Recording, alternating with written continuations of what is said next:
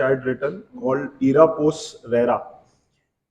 The idea with this particular book was that Rera is like a metaphor, that we've seen so many changes. I think ours is a third generation family business, and cumulatively what first two generations has seen in 30 years is what I saw in last 7 8 years. So there has been so many changes.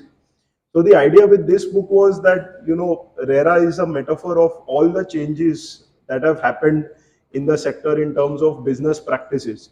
So today, when I go and talk back with the first generation about how they worked in real estate, or the second generation, they are pretty much clueless about the kind of changes that are happening, and they are happening so fast. 100% for the betterment of the sector, and which is what we are witnessing, that despite after the pandemic growth has been really strong, government removed relief of stamp duty, still the housing market is going really strong. So it really proves that good governance brings all of these things. So I will just go through, this is the book which is basically there, and I've tried to give you an overview about what I have spoken in the book, so that will give some idea.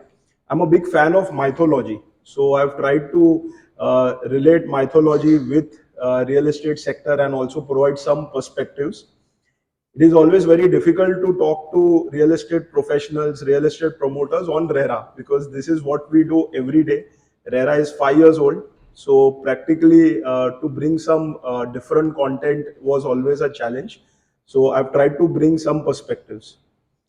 So this is really the flow of the book. I will straight away get into the main slide.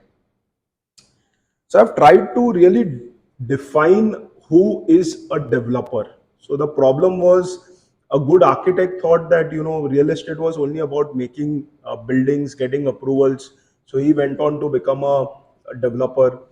A broker thought that it was only about sales. So he went on to become a developer. An investor, financer thought that real estate is only about money, and finance, if it is available, then rest of the things will any which ways fall in suit. So he went on to become a developer. Worse, two three of these together went on to become a developer, so having 20% stake. And that is really where the problem started. So I've tried to use a comparison that if you see in an orchestra, there is someone called as a conductor. Now, conductor is a person who gives symphony to the entire orchestra. So if you see, there are professionals like violinist, there is a pianist, there is a vocalist. The conductor only gives directions with his fingers, so he doesn't really speak, or he doesn't really do anything much despite giving just directions. And that is really what the scope of the developer is. Now this was extremely important as a foundation, because Rera also on a similar lines has gone ahead to define what a promoter is. And when we understand this, that it is the promoter who gives direction to all these professionals, is when understanding of Rera becomes extremely simplified. So this was one of the example I've tried to highlight. If you see on the right, there are more than 15 stakeholders that I've tried to highlight, which a developer typically works with in the life cycle of development. In terms of landowner, pretty much basic stuff. There are two types of lands: leasehold, freehold. Thane, where we are, we have a lot of MIDC land, which is leasehold. You will be amazed. Two-third of Mumbai is leasehold. Only one-third of Mumbai is freehold. So, which are these different types of leases which exist?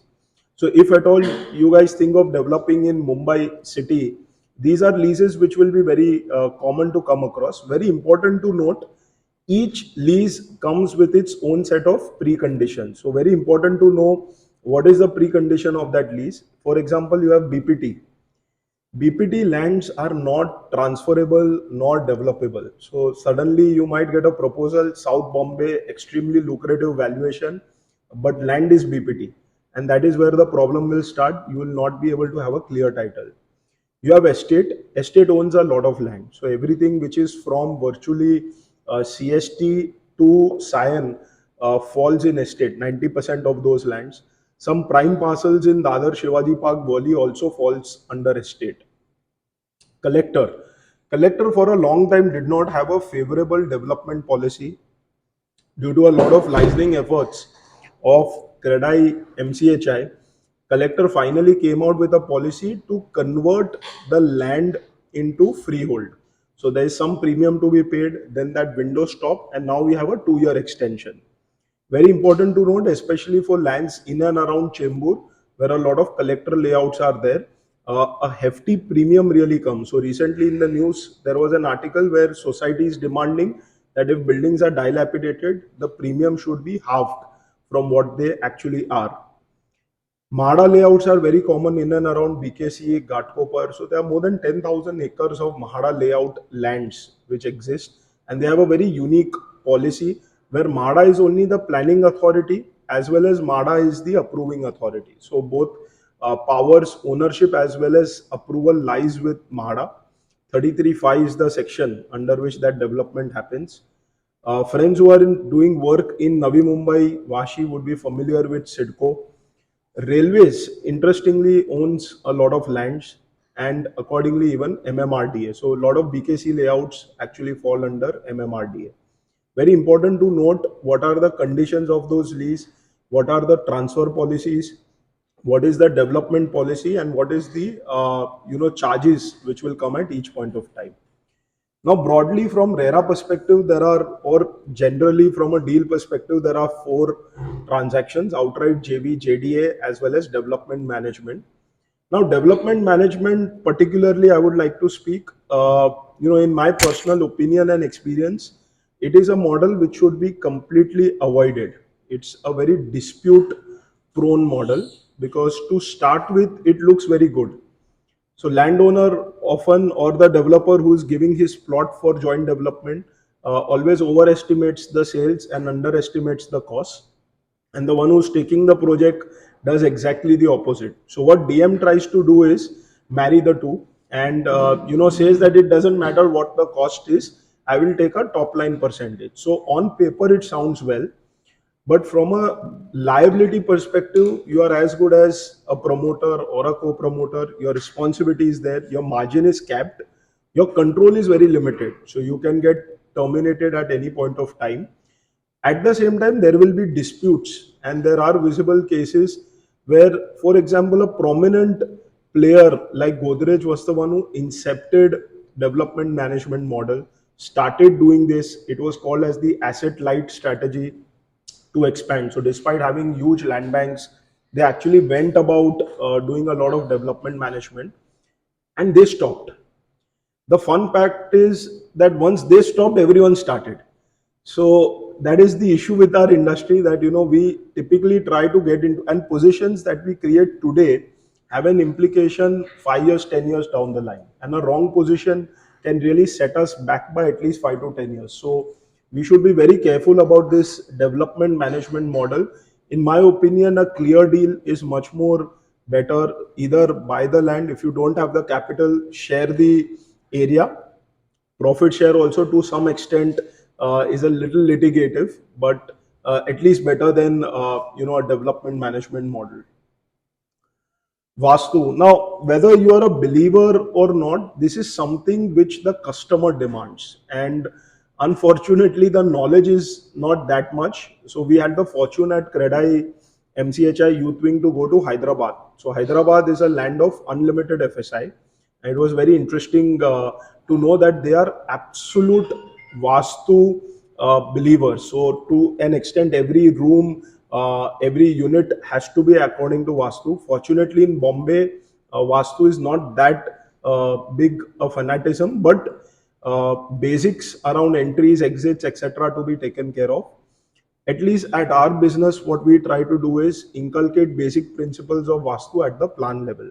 Often you would see that sales of the apartments, are dependent, decisions are dependent around Vastu, especially if you are going in the higher ticket. So these are some principles that I've tried to highlight. It's a basic checklist. This presentation will be available to you guys, so you all can go through it later. Indian banking framework. Now, finance is the lifeline of our business. What I've tried to dissect, normally we just say if you are a developer, If you are acquiring land, somehow you will get finance at 18%. If you need money for IODCC or for premiums, you will get at 15%. If you want for construction and you have a decent name, you will get at 12%. And if you are listed 2-3% down for each stages. So that is normally how we deal with finance. But it is very important for us to understand who to ask for finance and at which stage. Because the problem that we often do is we rely on a consultant. Now that consultant will go to a financial institution that he knows of. He will not go to a financial institution which is appropriate for your stage. So for example, if you are looking at land level, technically RBI does not allow banks to fund the land level. So which is where players like AIFs, alternate investment funds, come into picture. If you are looking at premium payments, which also now RBI doesn't allow for the banks to fund. So it's quite crazy because land and premium put together account for 60% of the project cost in Mumbai city. So if 60% is not supposed to be funded, then for the balance 40%, it's crazy. But still, NBFCs being NBFCs have figured a way out to still fund those kind of structures, and which is where going to an NBFC makes sense. And finally, if you're looking at construction finance, going to an AIF, going to an NBFC is absolutely a no-no because you have the approval, your title is clear. All that you really need to do is go to a bank, either a private bank or a public bank. Now, the problem is we waste a lot of time, and time is a lot of money, it's a lot of interest in going to the wrong financial institution. So, the idea over here is what I've tried to segregate is who you should go at what stage. So commercial banks are clearly the ones you should go at the construction stage. Cooperative banks are the ones who will support you during your premium stages. And development banks, of course, are not for us, neither are non-scheduled banks, but this is by and large the structure. The next slide will deal with NBFCs. So this is the regulation with regards to the non-banking financial companies. Now, what is the principal difference between a bank and an NBFC? A bank can have CASA account. So current account, saving account, they can have time deposits, fixed deposits. An NBFC borrows from a bank. Now, this is very important to note. So I was very amused at an article in Times of India. So there is an NBFC called Altico, which could not do well and it went bust. And it had lent to some 6-7 developers some amount of capital, which was in triple digits, so 100 crore plus, and they had published a list that these are the top people to whom who owe Altico the money. They had also published the list of the top 6 banks to whom Altico owes money. So, Altico had basically borrowed from banks and given it to developers. And I had a very simple observation that if the banks would have directly lent to these developers, I think the problem would have resolved. Because these guys borrowed at 6 to 7% from the banks and further lent at 15 to 18%. Now, this is what really created the whole bubble, the whole issue, after effects of which we have been seeing in the last 2 to 3 years. So, which is where we have witnessed that a lot of developers could not take stress of these funds which were availed. A lot of NBFCs. So, we had a very interesting time where the borrower and the lender both went NPA. So, usually you see only the borrower going NPA, but we had a time where both went, and which is where birth of NCLT and IBC became a very interesting forum to understand. So in the further slides, we'll also deal with NCLT, IBC, and how in the era post Rera, the play of NCLT, IBC is there. So this is by and large giving a categorization of retail and institutional investors. Most of us who own a family office and are into development will be dealing with retail investors, which is individuals or group of companies. A more mature set of developers who go probably to an extent of corporatizing their structure, going to a larger setup or going to listing. So we've seen a lot of developers recently get listed. they tap into these low cost funds which are available, namely the pension funds, the family offices, endowment funds, mutual funds, hedge funds, and sovereign wealth funds. A lot of malls, you will be surprised, are co-owned by a sovereign fund or a pension fund, and the capital gives a lot of patience to develop. The local capital that we borrow is not with patience, and which require and puts us on a treadmill, while these funds bring in the equity which is required. So these are some of the other professionals. I've tried to put up a list with regards to which are the professionals which we deal with during the course of our development. Now, this is a very interesting list. It has more than 214 vendors which are benefited when you make a building. So this is the domino effect. We always talk about the multiplier effect in the GDP. We always talk about the growth that real estate sector gives. We always talk about why real estate should get an industry status, but it is not being given an industry status. There is a 7% contribution to the GDP. We are talking of a $1 trillion contribution by 2020, 2030. So with all of these numbers, I've tried to really give which are those industries or vendors or SMEs, MMEs, which are getting positively affected. So this is like a whole list of 214 vendors which are positively benefited by the real estate sector. Now, this is an interesting slide. This really shows the maturity and transformation of an important arm of our business, which is the property brokers or the agents. So, those were times where a property broker or an agent would possibly, be made to sit outside, and the two parties would deal inside, and they would be just given whatever their due was, and respect was missing over there. Then came a stage where, at least they started commanding their standard 1% or 2%. And then it went overboard, where it got pushed to a stage where they became virtually the DM partners in the project without being the DM partner. So an average fee of about 7% to 12% started getting charged by the so-called aggregators who were helping in marketing, and which is interesting from the jargons. So from broker, it became a channel partner, and now at times we also call them as business accelerators. So this is really the growth which has happened in terms of real estate agents. This is the wheel of a developer or a promoter under Rera, under the real estate segment. And this was the metaphor of conductor, which I was explaining. If this guy goes missing, all the top professionals, you have the topmost architect, topmost contractor, banker, everyone being there, but the whole symphony comes for a halt if that particular. So, which is why in this cog of a wheel, I've tried to give a center position over there, and this is really the oil which gives to the wheel and it gets the wheel moving. And if that goes for a stall, no matter how good the entire wheel setup is, but that will really not move without the oil being there. So these are the top 4 5 reasons which are listed for the need of Rera. We all know we come from the other side, which was responsible for having Rera equally, because there were also property brokers and financiers who also tried to mislead consumers, which was also a reason why Rera came into picture.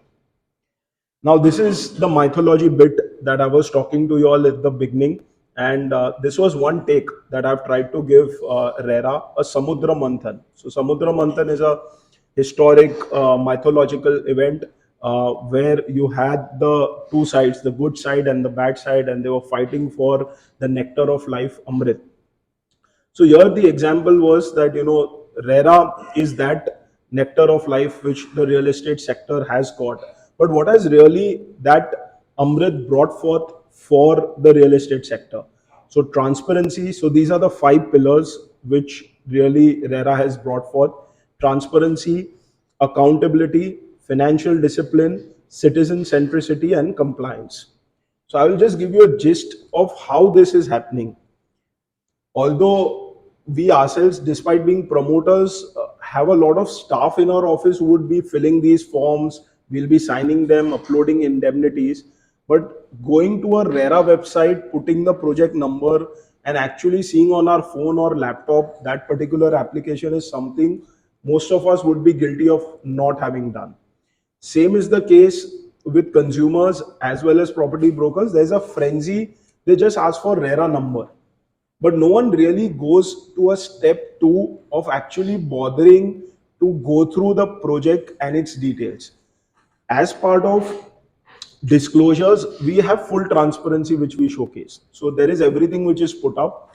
The problem really lies that no one is bothering to see it, and which is where now they've also started and which was one of the recent update of Maharera, that they have a agent training program which is compulsory. So I'm one of the faculty for that training program, and it's very amusing. All that they really talk about is going to the website and seeing things. So the entire syllabus is around what you should see on the website, and which is so simple because the entire website, if you go to Maharera, everything is available, extremely systematic, circulars, judgments, orders, everything is right there. The material is pretty much there. No one's bothering to really visit that, and that is really where the issue lies. But transparency clearly is available now. To an extent, if you want to avail a finance from a bank, you could give a Rera number, ask the finance guy to go through there. So no need to double shift with the papers every time, give them PDFs. Rera number should suffice.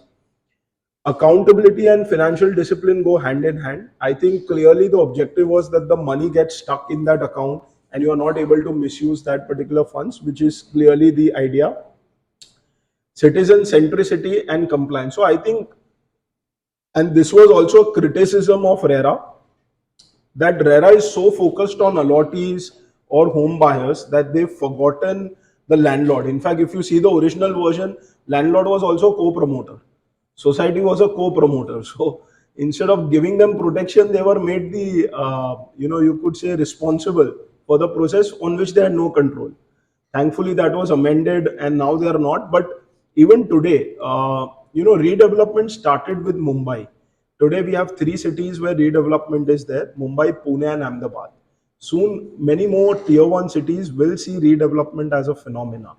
Now, what is happening is, with redevelopment comes a breed of older members or tenants who also need protection, but that is not available today under RERA. And also landowners who are giving their lands in joint development, taking area, they are not getting that requisite protection. So that is something which RERA clearly needs to work upon in terms of things. Also, in critical analysis of RERA would be, it's become more a order giving machinery. So a case is lodged, they give an order, there is no focus around implementation of those orders. And which is where now you see that there were headlines saying 336 crores is being owed to individuals, etc. So all of these are pending warrants. I personally feel that it's very important that we have one forum in place. At least that forum's sanctity and that forum should be given its due importance. Otherwise, customers will go to multiple forums, and that is exactly what is happening, which I'll show you in the next 2 3 slides, where despite RERA being there, you see customers going haywire. Part of the reason is also misguidance or extra guidance from the legal fraternity, which is really taking them all across within so-called activists who give free WhatsApp videos, which should actually be penalized. So that is really creating an issue. Half knowledge is more dangerous than no knowledge, is really the issue. So this is RERA-led era of transparency and market alignment, and this is what I was referring to, the metaphor of change. So we had the three events: demonetization, RERA, GST. Although I personally believe demonetization, RERA or GST, whenever there is an adversity, real estate becomes the preferred asset class. So everyone goes to real estate whenever there is adversity, because that is the only tangible asset class. The paper securities or your other financial instruments are thrown in garbage. It's real estate only which outshines. And even during demonetization, I think most of us sold stocks which otherwise we never had for the last 6 years.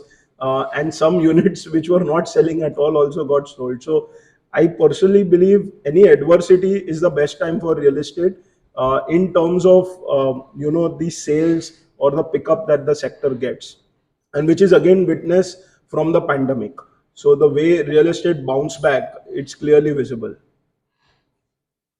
So this is another mythology example, Trinity of Rera, engineer, architect, CA. So just like you have Brahma, Vishnu, Mahesh, I think the entire life of a project, of a promoter now depends around this Trinity. So this is one mythological example that I've tried to explain, that how now the entire stitch of the project, although the liability, the neck is of the promoter, but he's made the puppet with the governance being given to engineer, architect, and CA. So it's like a panel which really dictates how each thing needs to be there. So it is a cross-check mechanism which is brought in, but the liabilities of the promoter, and these guys actually certify things that a promoter does. So this is one example. Now this is really where RERA implementation status goes. Now one nation, one regulation is something which I clearly believe we should ask for. Right now, there is a big problem of one state, two regulations. So we have MOFA and we have RERA, and that is a huge issue. So, for example, RERA in the definition of carpet does not count balcony as carpet. While if you go in Mumbai city, balcony is counted in FSI. Balcony is counted as carpet. But because RERA doesn't define it, so we have to write it separately. There are different laws around things as basic as garages. So most of the redevelopments or older buildings have garages. Every plot virtually had, even a 500-meter plot would have two garages. Now under MOFA, garages are given status equivalent to carpet. So it's as good as a flat. But under RERA, it is a car parking. Under the DCPR and unified DCPR, which you guys have, there is no separate creation of garage or a covered garage the way it used to in the older buildings because of our open spaces and other norms. Now, because of all of that, what happens is a consumer or a stakeholder cherry picks the provision which suits them. So if MOFA is suiting them, they are going as per MOFA. If RERA is suiting them, they are going as per RERA. I personally feel that this should stop, and maybe whatever provisions are missing in RERA can be included from MOFA, but MOFA per se should be scrapped. Again, a lot of misguidance is happening from the legal fraternity, the CA fraternity, which want both the acts to be there, which actually creates so much confusion and unnecessary litigations with regards to development. However, we had one state which actually challenged RERA per se, and for a long time had their own version called Hira. So they never had RERA, they called it Hira. And that is the state of West Bengal, which finally, through the Supreme Court, lost the particular verdict, and clearly they had to stick out to RERA. So now West Bengal has RERA. Similarly, the constitutional validity of RERA itself was challenged. So, a lot of us became optimistic that just how we had scrapped out ULC, RERA is also something we will be able to scrap out. But clearly, again, a Supreme Court judgment which gave the amicus curiae to Bombay High Court gave a clear verdict that RERA is here to stay. And now, after 5 years, I think clearly in our ecosystem, we do believe that RERA is here to stay, and for good. It's all about plugging the loopholes which make the system efficient for all of us as stakeholders. So this is really the implementation status. Now, when it comes to RERA, there are 5 phases of implementation. So having a RERA bench is one such phase. Having a tribunal, an appellate tribunal, etc. All those are different phases. 22 states, have a full implementation of RERA within its first year itself. And if you see the way flag growth is happening, we are reaching to one nation, one legislation sort of a scenario. So this is the color coded about RERA regulation being adopted in more than 90% of states and union territories. So only the ones which are marked in color are the ones which don't have a full implementation of RERA, but the others really have RERA by and large. So more than 90% of the footprint. 55,865 projects alone from a period of 2019 to 22 got registered in RERA. Today, 1 lakh projects are registered under RERA, which is quite a number. Almost 40% of this number comes from Maharashtra. So if you see, we are thrown with statistics that MMR contributes 40-45% to India's organized real estate.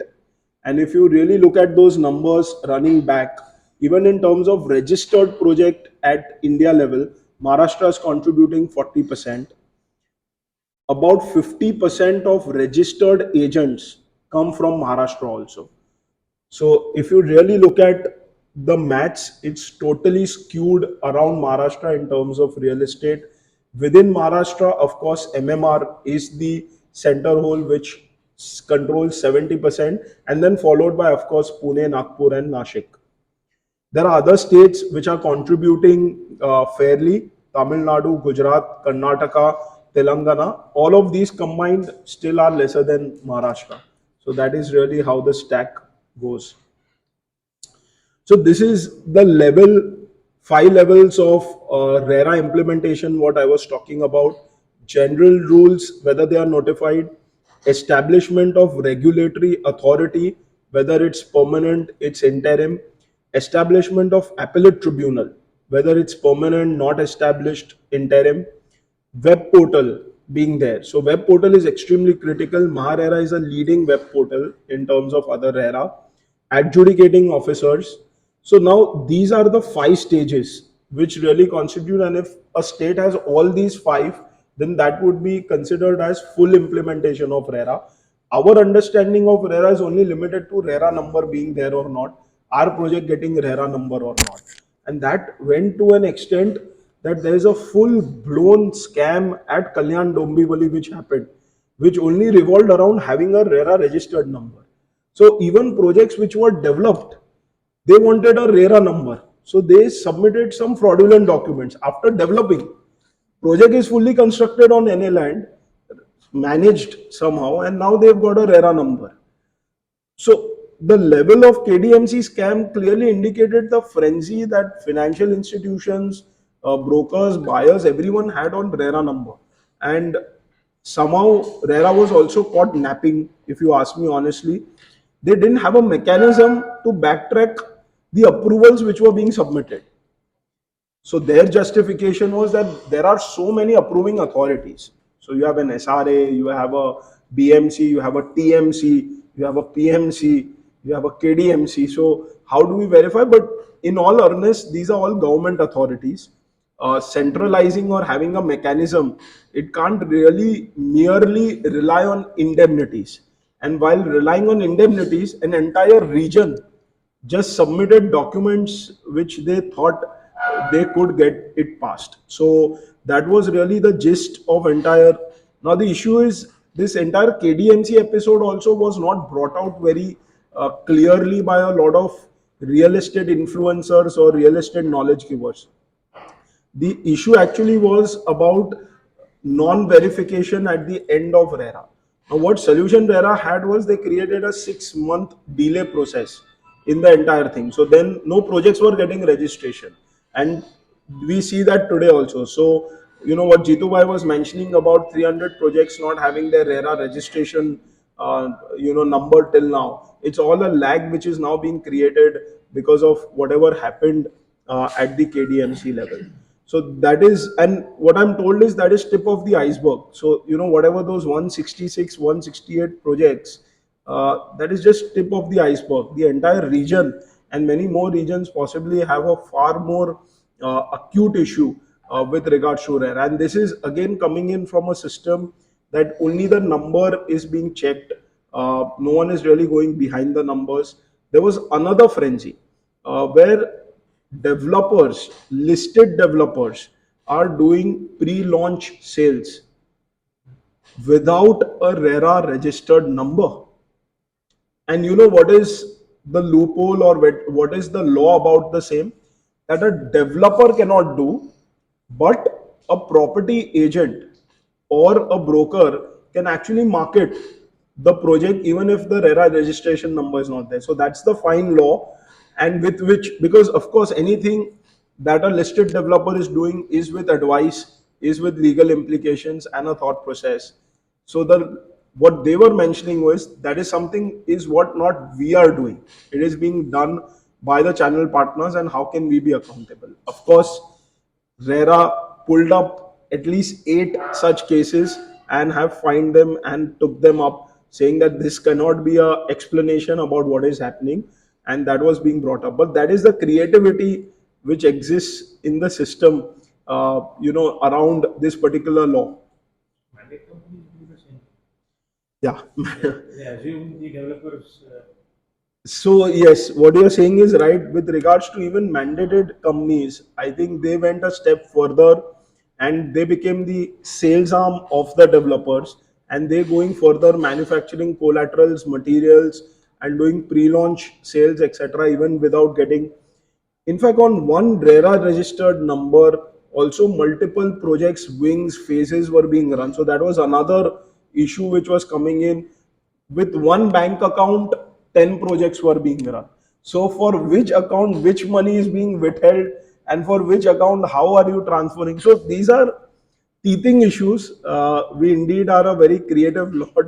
So we've come out with all these, and it's an evolving legislation. So ultimately, if you see, RERA is trying, but it's a situation where they plug one hole, another two come up, then they have another two hands, four come up. So it's a very fighting. But what we are trying to do is diluting RERA, or the intent or the essence, is aggravating the issue more. So I was at a roundtable on consumer affairs. So the government of Ministry of Consumer Affairs has actually organized a roundtable in the city, where they had invited all stakeholders, and that was really the discussion. So from RERA, and one gentleman had a very good noting that these were the same issues which we had before RERA, and now after 5 years of RERA, if we are discussing the same issues, then it just means it's just another forum. So that is something we as stakeholders who are practicing good governance should ensure that these things are not supported or called for. Rightfully, Credai, MCHI, KDMC unit took a stand that none of the developers over there who are members of KDMC were actually involved in this. So these were actually unorganized players doing one or two projects who were doing. So it was a very good stand which was taken. There was no cover up. There was no PR which was involved over there. It was a simple press conference, and which gave the message loud that we don't support such practices. So caveat emptor to caveat vendetta. Now this is a Latin word, and what it means is, caveat means be aware, and emptor means buyer, vendor means seller. So if you saw, the essence of real estate was caveat emptor at the beginning. So it was only about buyer had to be aware about everything. What Rera's tried to do is bring in a cushion and made the seller responsible, and this is really the multiple heads of a promoters who has to think about each of the issues before he transacts and after he transacts, so that there is no lapse on that part. So this is really these were another two infographics which I had created specifically to explain that what are the caveat emptors to caveat vendetta changes. So this is very interesting. Structural defect liability. So prior to RERA, the way it was, it leaks in rain, bending walls are a pain, renews are costly these days. I ask you, who pays? And the response from the promoter was, the one who stays. Now, of course, the idea is, if it is within 5 years of completion, then the responsibility is on the promoter. So, something as basic as this: payment done, registration none. payment done, registration done. So, more than 10% compensation and compulsory registration. So small things, but which really made an impact.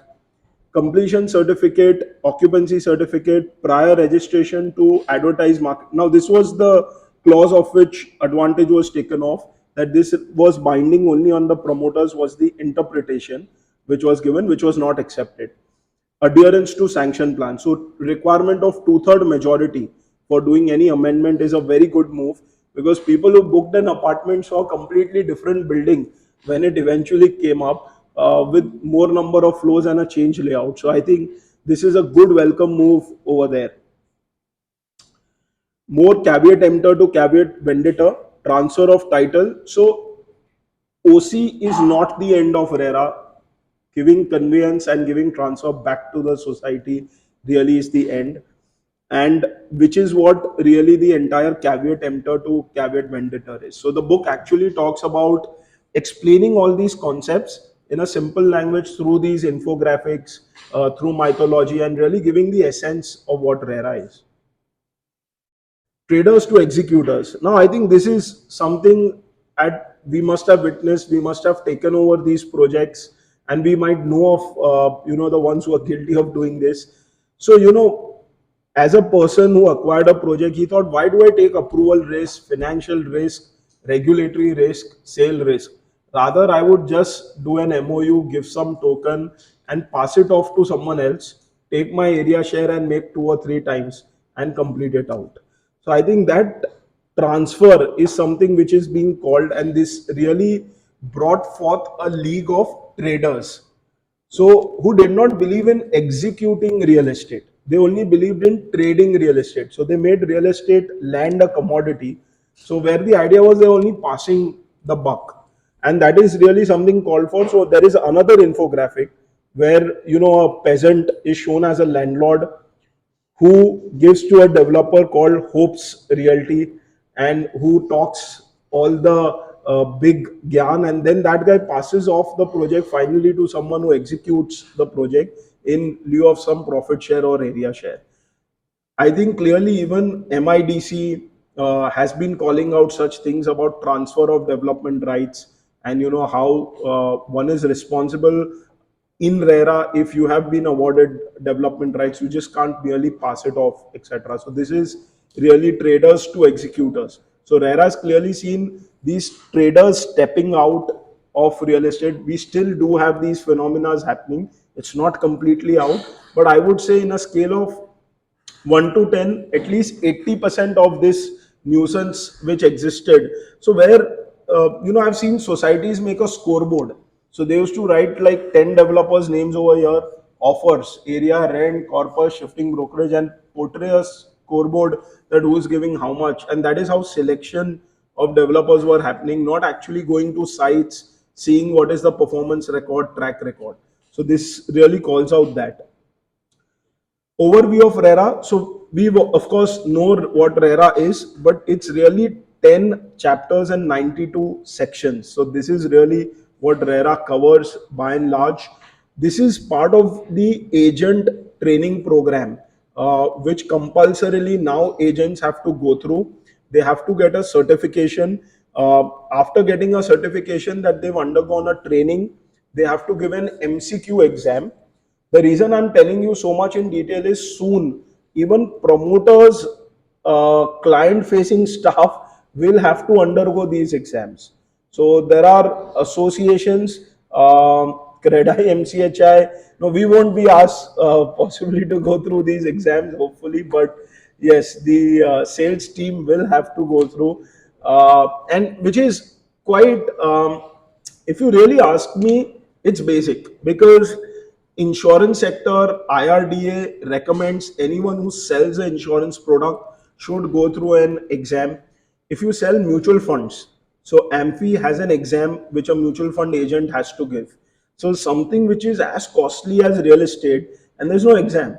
Even and not really demeaning any profession, but even a panwala or a doodwala would be selling a flat with making notings of supply and doing things. So this has to somewhere stop, and you need some level of dignity on the trade. which is worth crores. So even they can give exams and do this. Nothing wrong about it, but some basic level of training. So this is what the idea is. Of course, we have 40,000 brokers to train. There are four associations. So Credai MCH has tied up with Rustamji Global Academy. Narrateco has tied up with Remy. You have NAR India, which has tied up with IIRE, and you have a Pune-based institute and Credai Pune doing something. Four institutes tackling 40,000 brokers, and the phase two is going to be promoters, sales staff.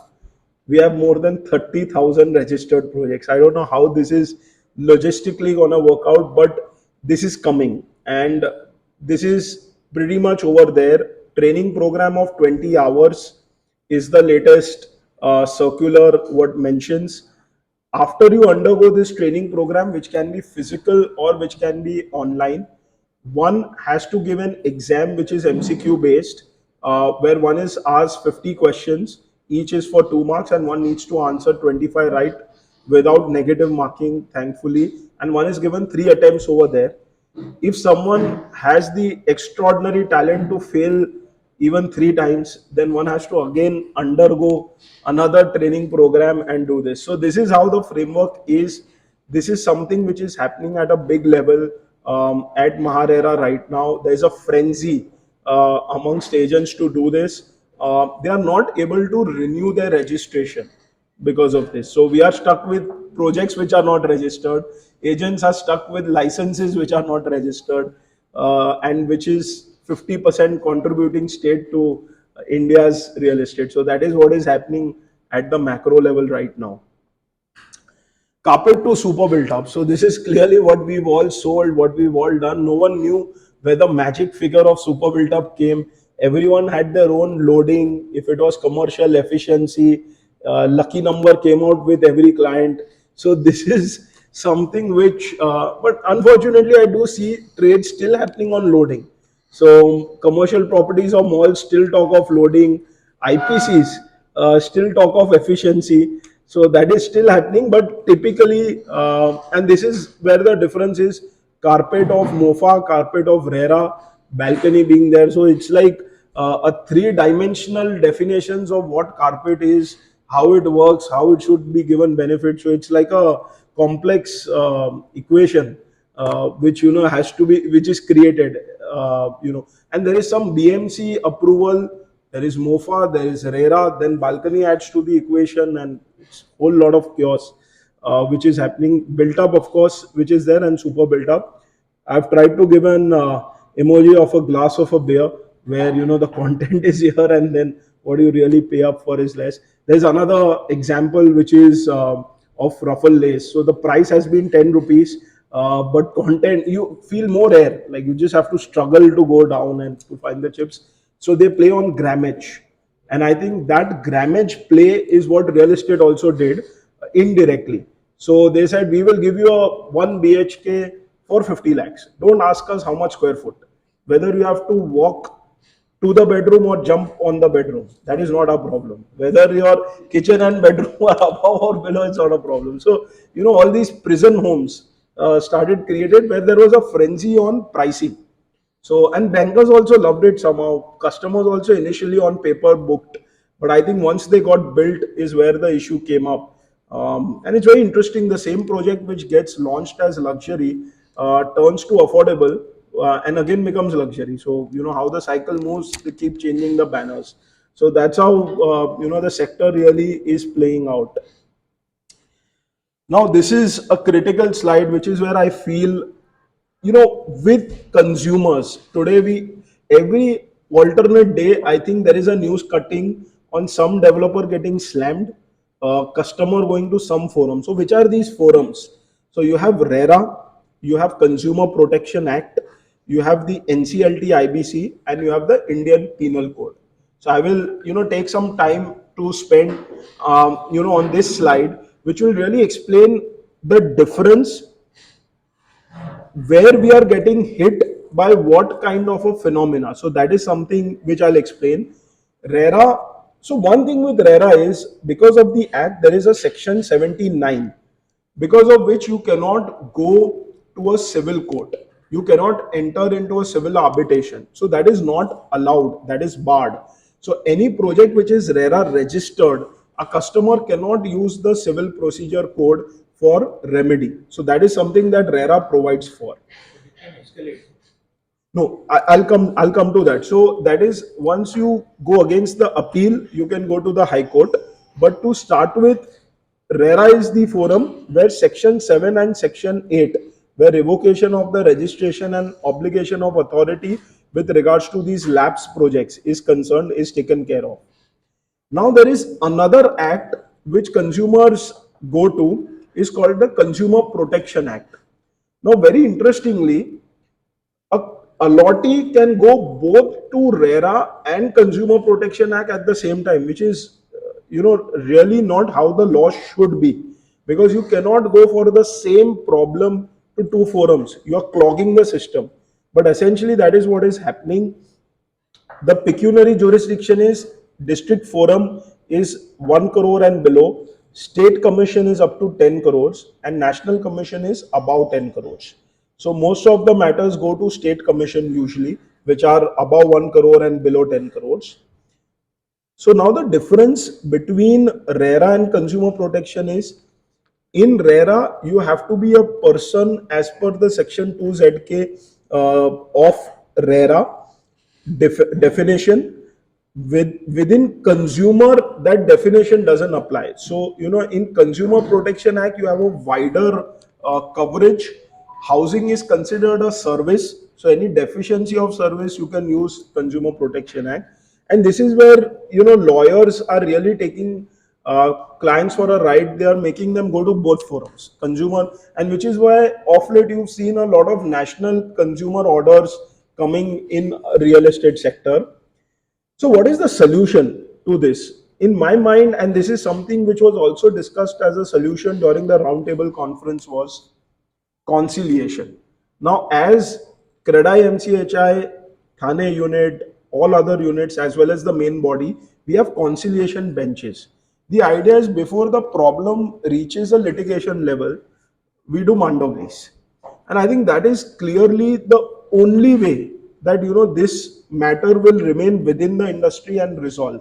I think the approach of late that a lot of us have taken is, let the RERA order come, then I will settle. So I think we are wasting our bandwidth over there. We are just waiting for that order to come. God forbid, journalists have only bandwidth to just trace those orders and have some kind of sensationalization created. Half of the journalists have experience of only buying their own house. So they don't know how real estate works. But they write about Indian real estate, Mumbai real estate, DP regulations, development control rules, without having any idea of how any of this works. Neither do they have the academic credentials for the same. Problem is, we become the victim in this whole situation, and which is where then multiple orders start coming in. And God forbid, if one person has got an order and there is some serious issue with the project, there will be 20 more who will be motivated to go, because that will start circulating on WhatsApp. So I think within the association, conciliation is the only way that this can be addressed internally, and it can be resolved before an order really comes out. Lastly, we have the IBC, which had given, so this was a blunder IBC had done.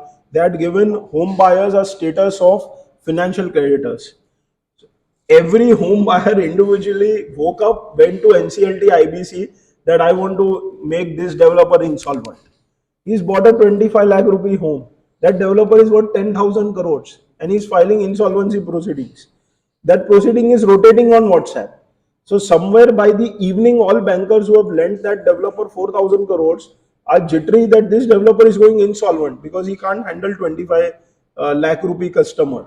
Now, which is where thankfully IBC came out with a regulation, with an amendment saying 10% of the total. So if there are 200 people, at least 20, or if there are 1,000 buyers, like what happened in NCR. So you had JP and Infratech and multiple cases, or almost all cases.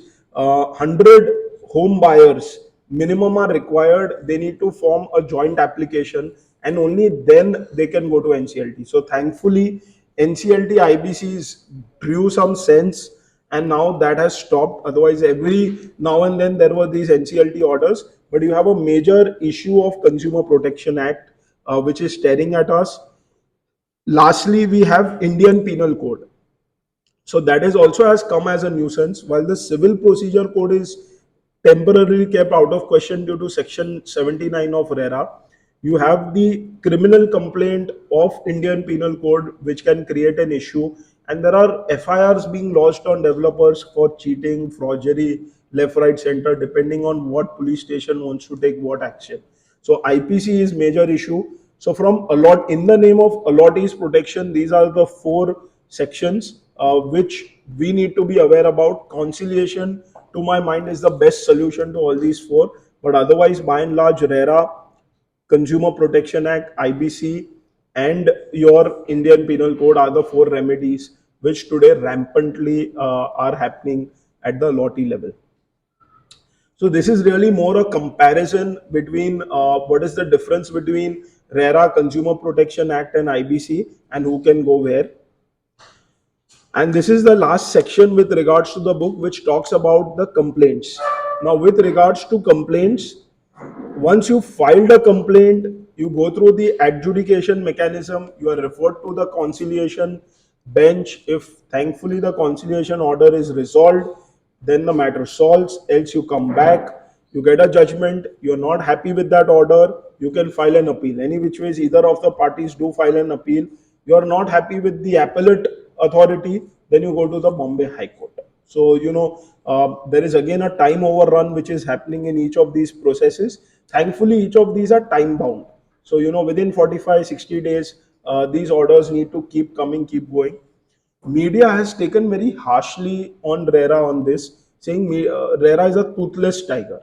Rera is only roaring. Rera is not really acting. So Rera has become like a typist for orders, giving orders to everyone, making everyone happy, but there is no ground implementation. And that is really something which I believe personally, if that continues, then allottees will continue to look for Consumer Protection Act or alternatives, and this will only triple up the problem. So they will not restrict themselves only to RERA, and then they will go to Consumer Protection Act, God forbid, even Indian Penal Code for criminal action, etc. So, and NCLT, if a whole lot of them come together, which could be a nightmare. So one needs to be careful about how we are treating RERA and sort of taking consumers for saying best is to resolve it at conciliation. Most of the times, presence of a senior developer helps resolving conciliation. So these are really the forums for dispute resolution: Maharera, Adjudication, Appellate Tribunal, and Conciliation Forum. And this is really the last slide. 1 lakh plus cases have been disposed at an India level, 5.7 times increase closed cases to since 2019. 5 states account for 81% of the closed cases which exist. Maharashtra, it's surprisingly Uttar Pradesh has most of the closed cases as compared to the other states. And most of the cases deal with these 6 issues: incomplete projects, project delay, layout alteration, additional charges. This is a big one. Plus, that plus doesn't end. So one needs to be very clear about what the sheet is. Infra, it's like, buying a shirt and then paying for buttons, thread, and detergent. Like, it's just the list doesn't end. So pretty much one needs to have that sheet over there. You could mention all the prices you want, but after purchase, if there is a price that is slammed, that is really which becomes a pain point from the other side. False promises, one-sided agreements. Leakage is not the construction quality. Construction quality is not there in proxy.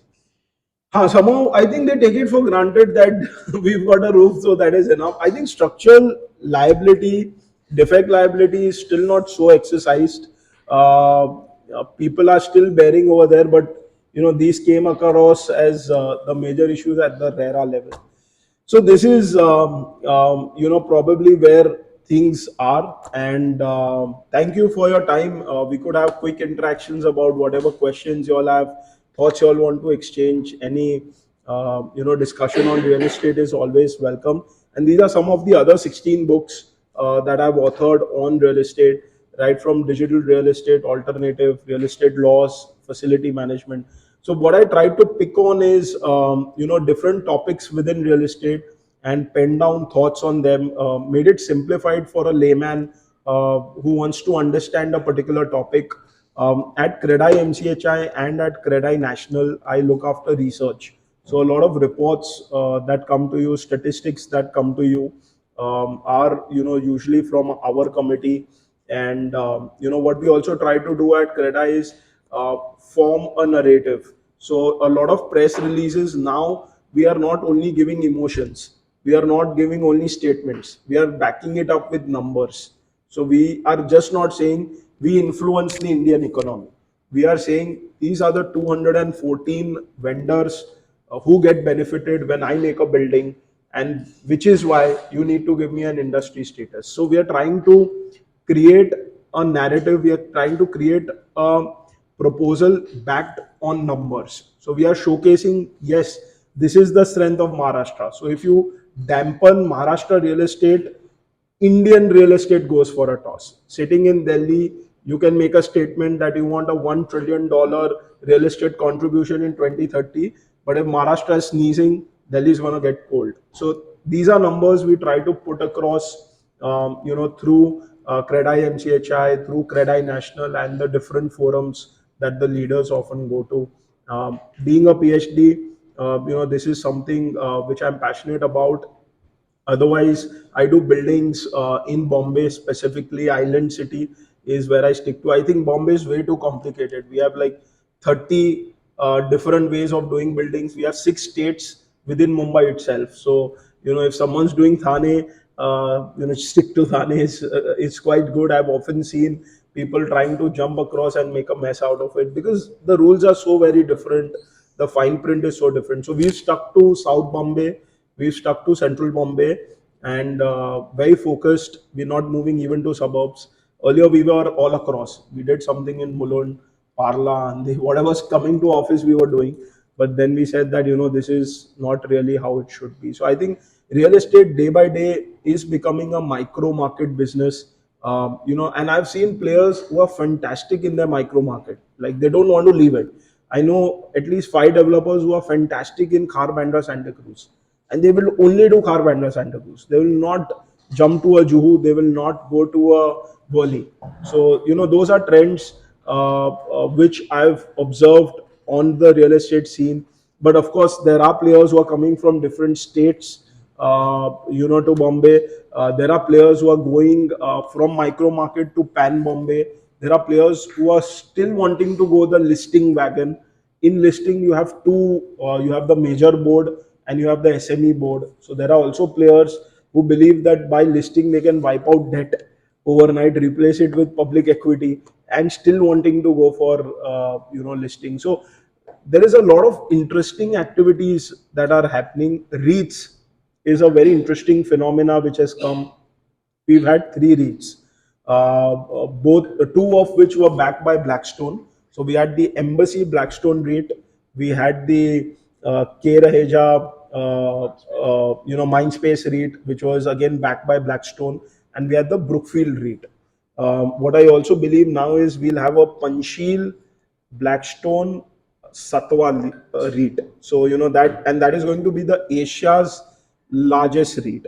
REIT is a very interesting asset class which is coming. Bhiwandi, which is very close to where you guys are, Thane, is an alternative real estate. So a lot of developers are now also playing, not only focusing on residential or commercial, they're also looking at alternative real estate like holiday homes, picked up fantastic plotted developments, picked up fantastic data centers. So, if you have the capital, creating an asset which can give you rental incomes for 30 years is data center, which can do. And data center for Bombay is going to be in demand because the leadership at the center, the Prime Minister has clearly said India's data will be on India's soil. There are these fantastic cable wires underground, which come in, and which even if a shark teeth bites, these wires will not give away. So that's the material that is used. They come on the coastline. So Bombay and Chennai are the two coastlines where you will see a lot of play around data centers, which will happen. Warehouses, of course, with GST coming in, Bhiwandi's become the hub. Good skilled labor, which is not very high cost, is being provided from Thane and these around areas. There is good metro connection which is coming up to Bhiwandi. Integrated logistic parks with MIDC approval is something you should do. Doing something which is gram panchayat, green zone, collector layout is something one should not do, not put money in. But I've seen a lot of divestment happening even at the promoter level, developer level, into alternative real estate, and it is worth trying. What alternate real estate I'm still not personally very convinced about is co-working, co-living. So all these I believe with COVID went for a toss. It's still beyond me. How can someone rent a space for me, make money, and still further rent it out? So it's a concept. Airlines have not been able to recover. So how will these players? But you have a lot of funds being pushed to co-working, co-living, senior living, for example. But these are good conference topics, not very great in terms of revenue making. However, some developers have had success even with that. So I know one of my friend who did a project in Vadala in a SRA location, got a co-working player and could crack it out well, got investors because residential otherwise gives 2% yield. With a co-living player, that developer could offer 6% yield. So, it was quite interesting. He's Thane based, who's also working at Vadala. So, these are some insights which, I thought I would share with you guys, and hope you guys had some takeaways. Thank you.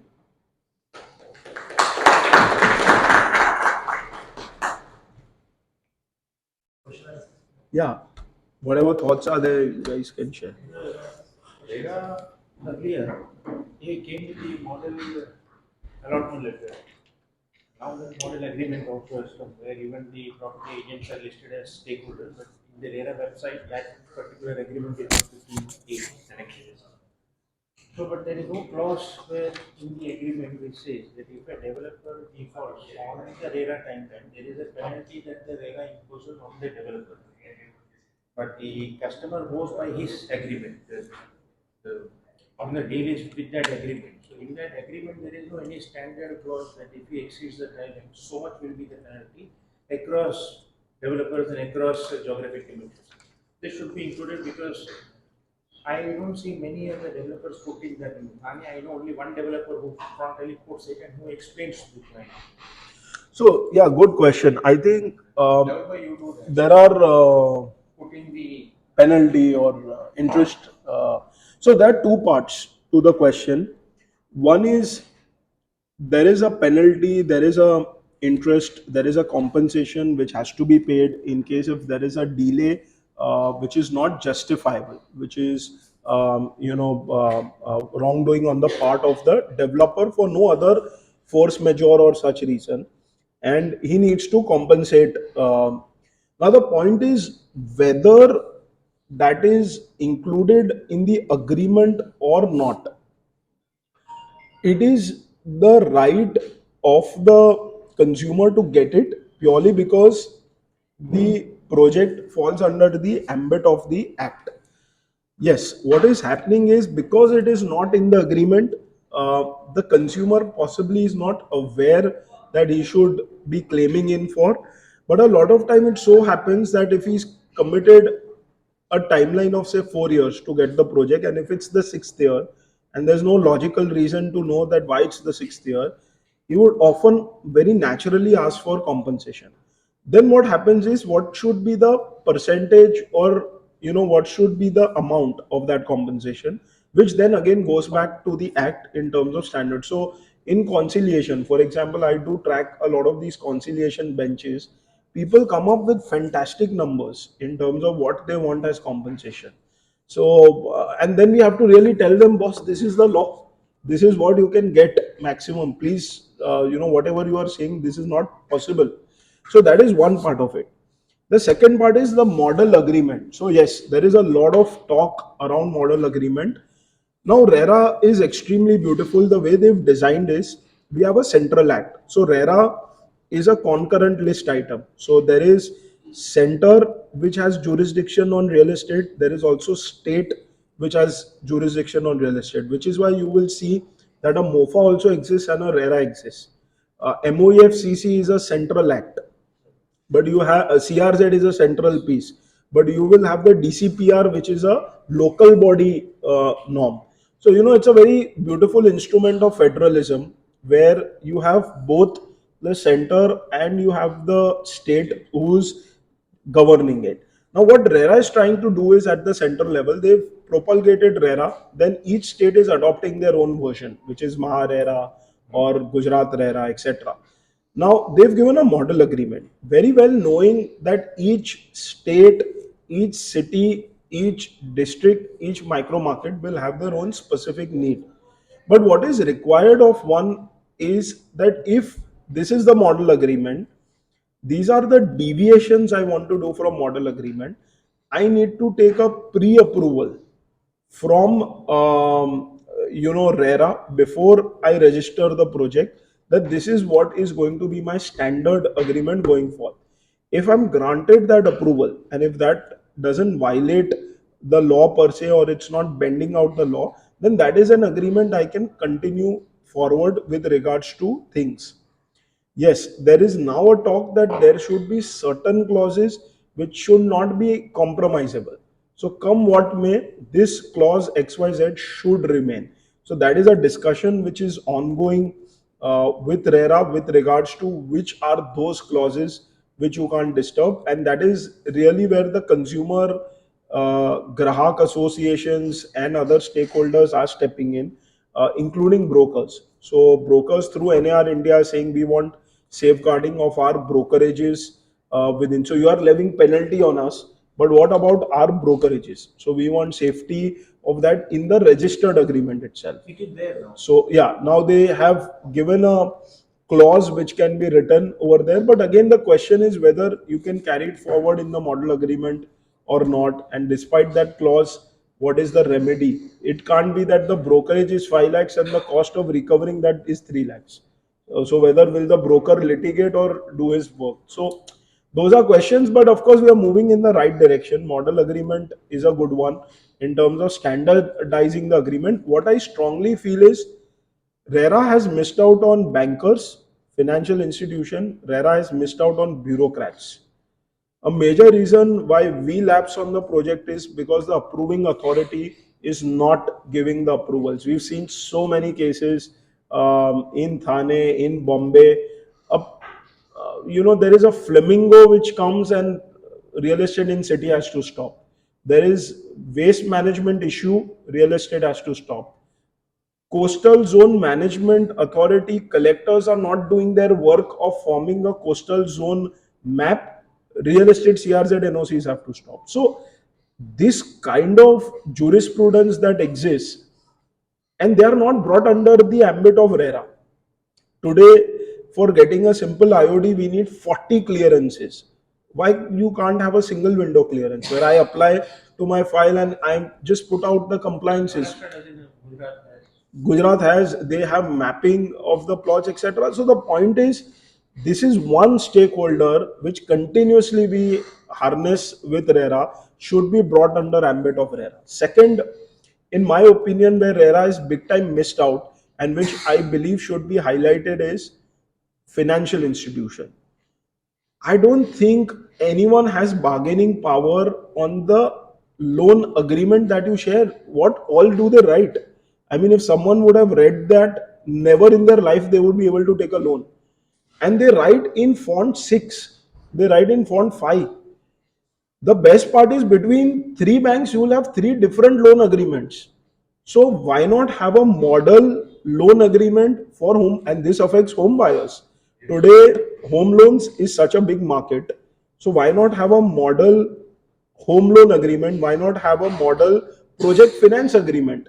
Today, my father-in-law is also a developer, and he was sharing with me an interesting insight. One of his project, he paid more than 175 crores as interest to the financial institution. So his only piece was that, I paid everything regularly. And if someone is paying you that big an interest, the least you can expect is standardization in terms of clauses, standardization in terms of they write anything they feel like. So I think financial, and we have no bargaining power. So have you seen anyone bargain with a bank on a loan agreement clause? Leave that. Even a bank to whom you are giving on leave and license, they just say it is our banking policy. Do you think we will lapse on the rent? So I was just arguing with a bank that I am taking LRD from your bank only, who is saying that I am supposed to pay a penalty if you don't pay the rent, and you are saying you will not pay the penalty if you don't pay the rent. So how does this work? So this is how fantastic financial institutions work. I think they have fantastic unity. They work in a very intelligent and smart way. We have more than 65 associations, 65 presidents, 65 treasurers, 65 secretaries. So look at, to one officer we are sending 10 letters.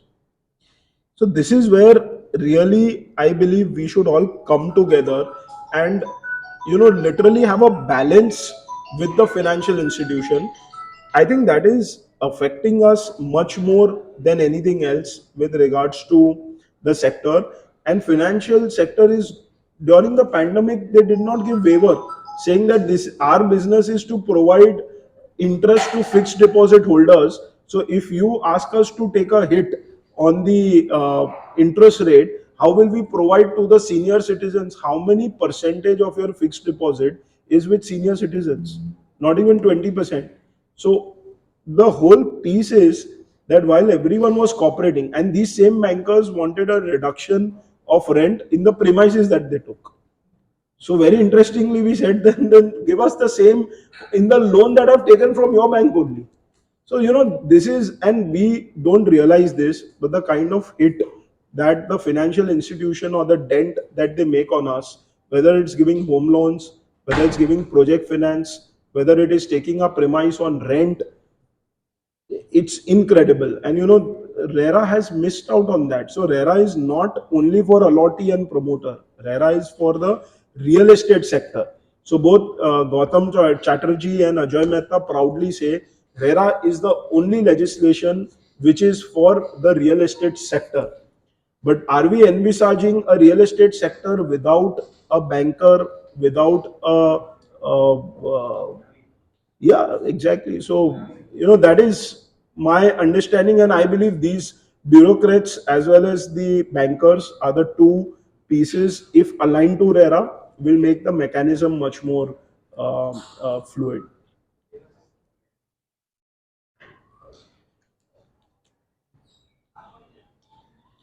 So, great. So, I think we can wrap on that note. Thank you for everyone for coming. Please join for hype.